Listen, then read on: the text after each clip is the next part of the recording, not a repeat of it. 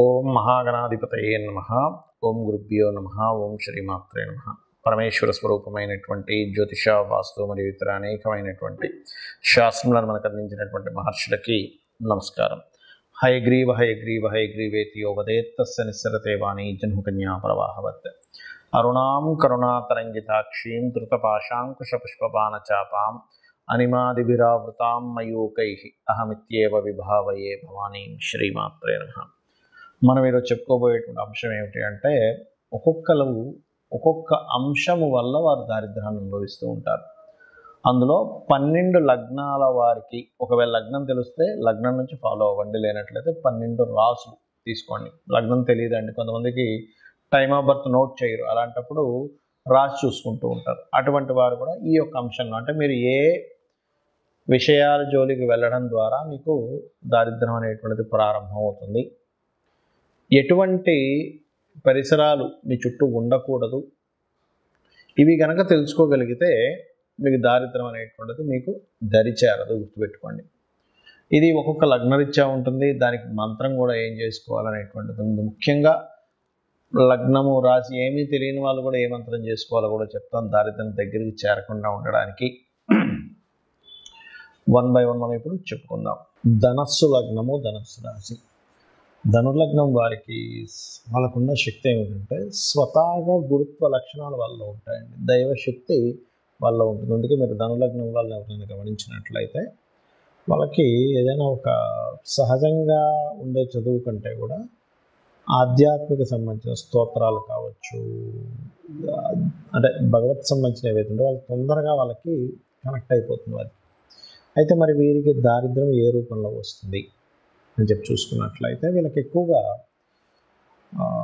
Business చేసే విషయాలలో, ముఖ్యంగా బిజినెస్ చేసేటువంటి అంశాలు, బిజినెస్ లాభాలు అంచనా వేసేటువంటి విషయాల్లో సరైన అంచనా వేయకపోవడం వల్ల, అందులో ముఖ్యంగా కుటుంబ సభ్యులు వీళ్ళతో కలిసి బిజినెస్ చేసినప్పుడు కుటుంబ సభ్యులు వీళ్ళను మోసం చేయడం వల్ల, లేనట్లయితే ల్యాబ్ కిందన పనిచేసే వాళ్ళు ఉంటారు, లేబర్ వర్క్ చేసే వాళ్ళు ఉంటారు, టెక్నీషియన్స్ ఉంటారు, లేకపోతే వీళ్ళ కింద వర్క్ చేసేటువంటి వాళ్ళు చేసే తప్పిదాల వల్ల వీళ్ళకి దారిద్ర్యం వస్తుంది. అంటే చిన్న ఎగ్జాంపుల్ చెప్తాను చూడండి. ఒక కంపెనీ ఉంది, ఆ కంపెనీలో ఒక వ్యక్తి ఫోన్ మాట్లాడుకుంటూ ఒక ఆపరేట్ చేశాడు, అతని చెయ్యి డిస్టర్బ్ అయింది, దానివల్ల అదొక కేసు అయ్యి అది కంపెనీ కొన్ని రోజులు మూతపడిపోవడానికి కారణమైంది. కానీ నిజంగా చెప్పాలంటే యజమాని దానికి కారకుడు కాదు, ఎవరు కారకులు కాదు. ఆయన తీసుకోవాల్సిన జాగ్రత్తలు ఆయన పర్ఫెక్ట్గానే ఉన్నాడు, ఆయన ధర్మంగానే ఉన్నాడు. కానీ ఏమైంది, ఈ పని వాళ్ళు చేసేటువంటి తప్పిదం వల్ల ఈయనకి ఎఫెక్ట్ పడింది. అంటే ఏం చేయాలి, వీళ్ళు కరెక్ట్గా వర్క్ చేస్తున్నారు లేదా, బిజినెస్లో కరెక్ట్గా ఉందా లేదా అనేటువంటి చూసుకోవాలి. అలాగే ఫైనాన్షియల్ మ్యాటర్స్ ఏవైతే ఉంటాయో, కొంతమంది ఏం చేస్తారంటే లాభం వచ్చే అంచనాలు ఎక్కువగా వేసేసుకుంటారు, ఇంత వచ్చేస్తుందని. ఎప్పుడైతే మీ మైండ్లో ఎక్కువ వస్తుంది లాభం అని అంచనా వేస్తారో, పెట్టే ఖర్చు విషయంలో కంట్రోల్ అనేది తప్పిపోతుంది. ఈ పెట్టే ఖర్చు విషయంలో ఎప్పుడైతే కంట్రోల్ తప్పిందో బిజినెస్ ఇన్బ్యాలెన్స్ అయిపోతుంది. అంటే ఖర్చు ఏమి ఎక్కువైపోతుంది, వచ్చే ఆదాయం తగ్గిపోతుంది. ఇది మెయిన్గా మీకు దారిద్ర్యానికి కారణం అవుతుంది. అలాగే ఎంజాయ్మెంట్స్లోకి ఎక్కువగా వెళ్ళడం వల్ల దారిద్ర్యం అనుభవిస్తారు ధనుర్లగ్నం వల్ల. అంటే ఏమిటి, చిన్నతనం నుంచి తీసుకుందాం. చిన్నపిల్లలు ఎక్కువ ఫోన్స్ మీద అలవాటు పడడం వల్ల వీళ్ళు కాన్సన్ట్రేషన్ చేయలేకపోవడము. ఒక యువకులైతే కాస్త ఫ్రెండ్షిప్స్లో రకరకాల ఫ్రెండ్షిప్స్ ఎంజాయ్ చేసేటువంటి, అంటే ఏమిటి, సిగరెట్ అనో లేకపోతే మందనో ఇట్లాంటి వాటికి అలవాటు పడడం వల్ల వీళ్ళకి తర్వాత లైఫ్లో ఇబ్బంది రావడము. అలాగే మరొకటి ఏంటంటే, ఇక్కడ కుటుంబ సభ్యులు ఎవరైతే ఉన్నారో వీళ్ళని సరిగ్గా గైడ్ చేసే వాళ్ళు లేకపోవడం వల్ల కూడా ఒక్కోసారి కుటుంబ సభ్యుల వల్ల కూడా వీళ్ళకి వస్తుంటుంది. ఒక్కోసారి అంటే ఒక్కోసారి జీవిత భాగస్వామి వస్తుంది ఆ రూట్లో. ఎందుకంటే ధనుర్లగ్నానికి సహజంగా షష్టమాధిపతి శుక్రుడు అవుతాడు, కాబట్టి వివాహం చేసుకోవడం వల్ల వీళ్ళకి ఇబ్బంది రావడం కానీ ఇట్లాంటివి ఎక్కువగా వీళ్ళని రూల్ చేస్తూ ఉంటాయి.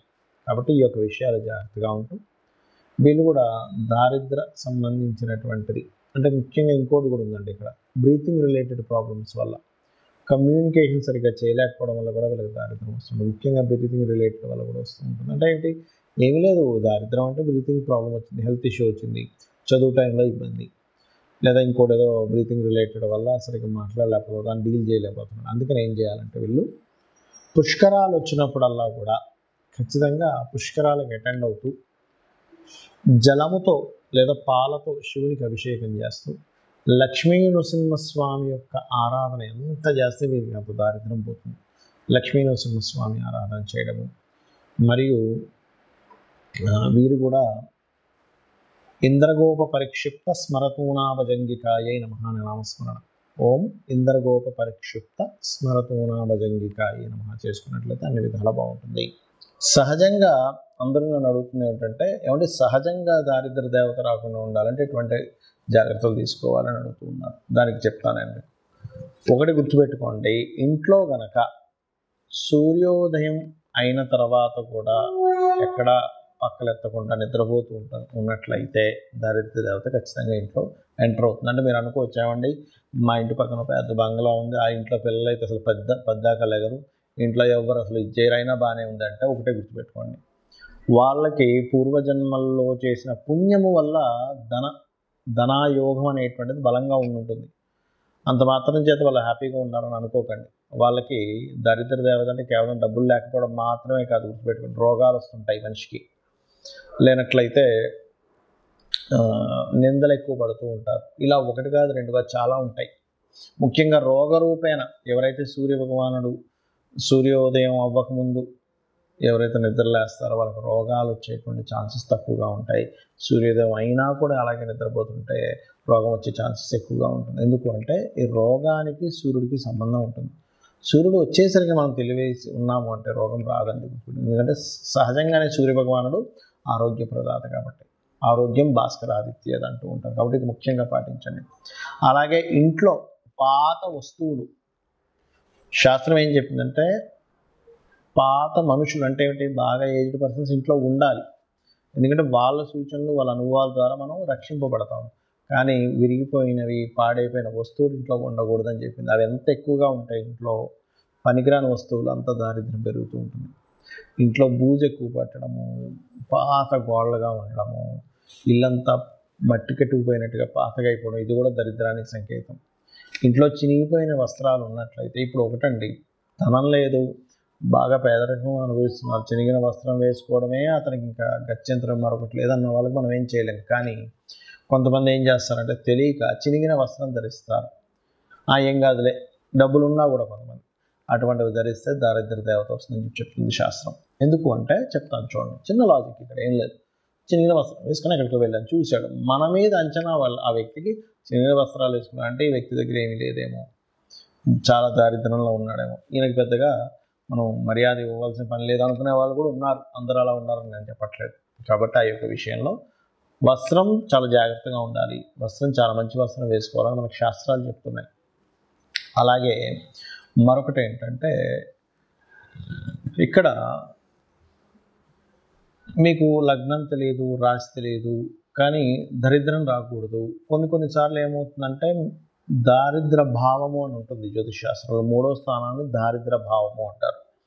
ఆ 3వ అధిపతి కనుక మీకు లగ్న సంబంధాలు ఏర్పడినప్పుడు ఎప్పుడు ఏదో ఒక పెయిన్, ఏదో ఒక దారిద్రం మీ వెంట పడుతూనే ఉంటుంది. అప్పుడు మీరు చేయవలసింది ఏమిటంటే, విష్ణు సహస్రనామాల్లో ఒక నామం ఉంది. మీకు దారిద్రం పోవడానికి, మీకు ఎప్పుడు పెయిన్ ఉంటే పోవడానికి ఏమిటది అంటే ఓం మధుసూదనాయ నమః. ఈ నామం మీరు ఎంత చేస్తూ ఉంటే అంత దారిద్రం అనేటువంటిది తగ్గుతుంది. కొంతమందికి థర్డ్ కనెక్టివిటీ వచ్చినప్పుడు దారిద్రం ఉండదు, కానీ అది ఎలా ఉంటుందంటే ఎప్పుడూ కష్టపడుతూనే ఉన్నానండి, చిన్నప్పటి నుంచి నా పని కష్టపడటమే, చిన్నప్పటి నుంచి ఏదో పెయిన్ అనుభవించడమే అంటూ ఉంటారు. అటువంటి వారికి కూడా ఈ యొక్క మంత్రం బ్రహ్మాండంగా పనిచేస్తుంది, గుర్తుపెట్టుకోండి. అలాగే ఇంకొక విషయం ఏంటంటే, ఇంకో దారిద్రం గురించి చెప్తాను. మనం తిన్న కంచంలో కడగకూడదు. తిన్న కంచంలోనే కడిగేస్తారు చాలామంది. శాస్త్రాల్లో మనకి మనం ఏదైనా ఆహారం భుజిస్తున్నామంటే దాన్ని యజ్ఞం కింద చెప్పారు. ఇదొక యజ్ఞము. మరి యజ్ఞం చేసిన దగ్గరే మనం చేయి కడుక్కుంటాము, ఆ యజ్ఞం గుండంలో కడుక్కోం కదా. కాబట్టి తిన్న కంచం అంత పవిత్రమైనటువంటి విషయంగా చెప్పారు కాబట్టి అది చేయకండి. ఇక మరొక విషయం ఏంటంటే, చాలామందికి అలవాటు అయిపోయింది ఈ మధ్యకాలంలో సూర్యోదయానికి ముందు స్నానం చేయమని చెప్తుంది. కానీ సూర్యోదయం తర్వాత స్నానం చేయడం ఇవన్నీ కూడా దారిద్రానికి హేతువులు. మరొక విషయం ఏంటంటే దీంతో పాటు మీరు చాలామంది చేతిని తల మీద పెట్టుకుంటూ ఉంటారు. తల మీద చేయి పెట్టుకోకూడదని చెప్తూ ఉంటారు. ఎందుకంటే ఇది లక్ష్మీ స్థానంగా చెప్తారు. ఈ లక్ష్మి ఎప్పుడు తలకెక్కకూడదట. తలకెక్కితే దారిద్ర్యం అని చెప్పి మనకి దత్తాత్రేయ చరిత్రలో ఉంటుంది. ఆ యొక్క తన్ని చంపడానికి స్వామివారు ఒక ప్రణాళిక వేస్తారు. దత్తాత్రేయులు వారు వేసి అమ్మవారిని తల మీద పెట్టుకునేలా చేస్తారు. వెంటనే ఆ రాక్షసుడు హతం జరుగుతుంది.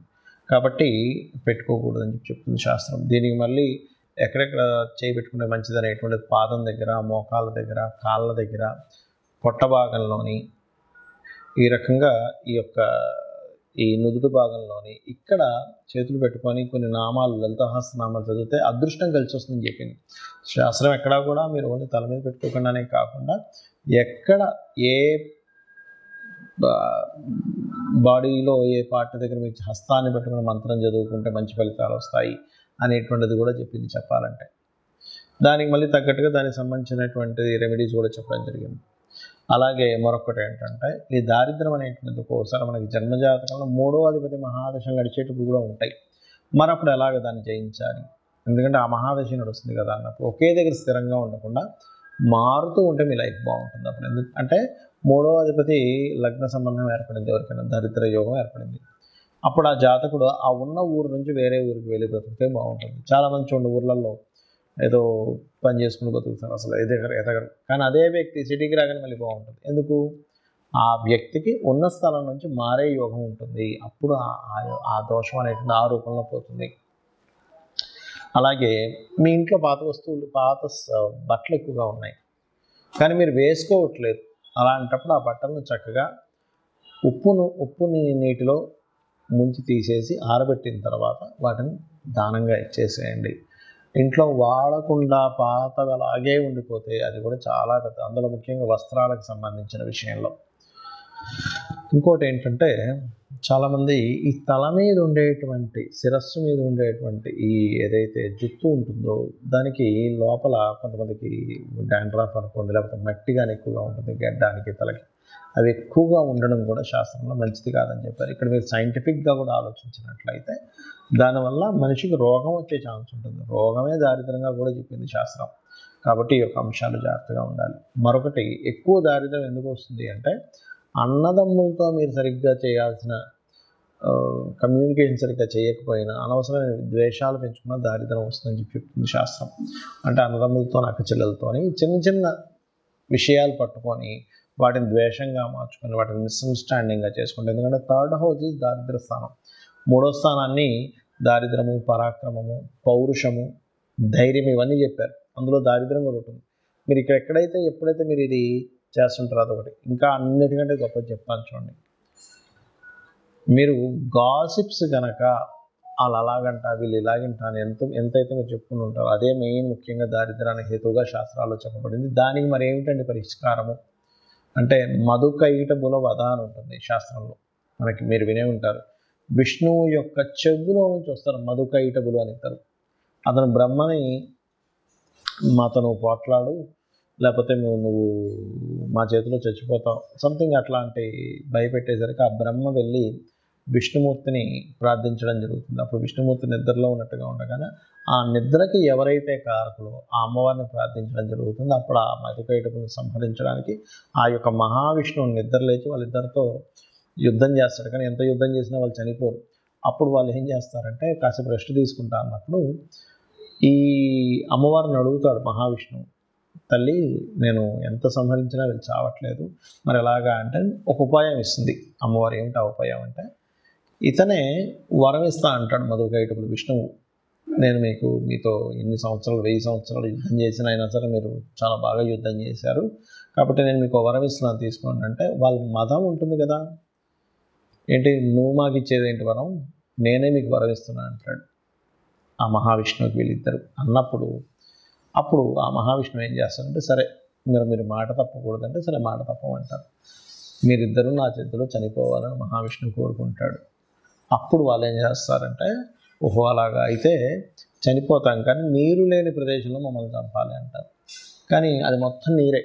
నీటి మధ్యలో ఇతను శేషపాను పైన ఉంటూ ఆ యొక్క పద్మం నుంచి వచ్చినటువంటి బ్రహ్మగారిని చంపుదాం అనుకున్నారు కదా వీళ్ళు. సరైనప్పుడు ఏం చేస్తారు, అలాగే అని ఇతని శరీరాన్ని పెద్దగా పెంచి అతని తొడ మీద వేసి ఇతన్ని చంపేస్తారు. ఇది మధుకైటబుల వధ ఎవరైతే వింటారో వాళ్ళకి కూడా దారిద్ర నాశనం జరుగుతుంది అని చెప్పి శాస్త్రవచనం. శ్రీమాత్రే నమః.